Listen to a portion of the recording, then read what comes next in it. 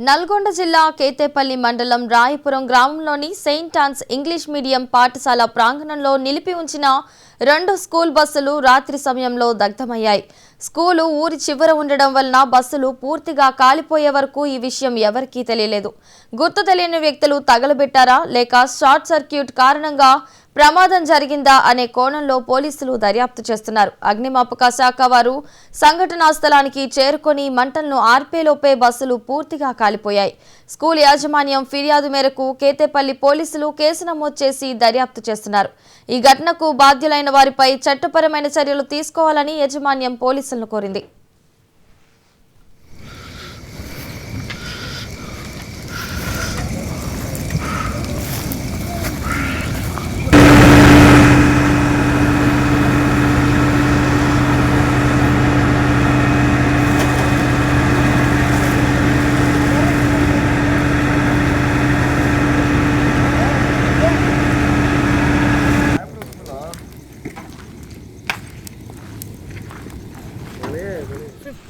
అలాగా మేమందరం నిద్రపోతున్నాము. పెద్ద సౌండ్ విని మేము బయటకు వచ్చేటప్పుడు లైట్ కూడా చూసాము. బయట చూస్తే బస్సులు కాలిపోతున్నాయి. అందరిని పిలిపించి ఎస్ఐ గారిని పిలిపించాము, డ్రైవర్స్ ని పిలిపించాము.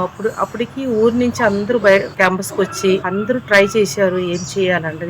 త్వరగా ఒక డ్రైవరు పక్క ఊర్ల నుంచి ఉండే ఒక డ్రైవర్ వచ్చి 3rd బస్సు చూస్తే 2 బస్సులు కాలిపోతున్నాయి. 3వ బస్సు కష్టపడి అతను తీసి పక్కనే పెట్టి ఉండు. అట్లా జరిగినాయి సార్.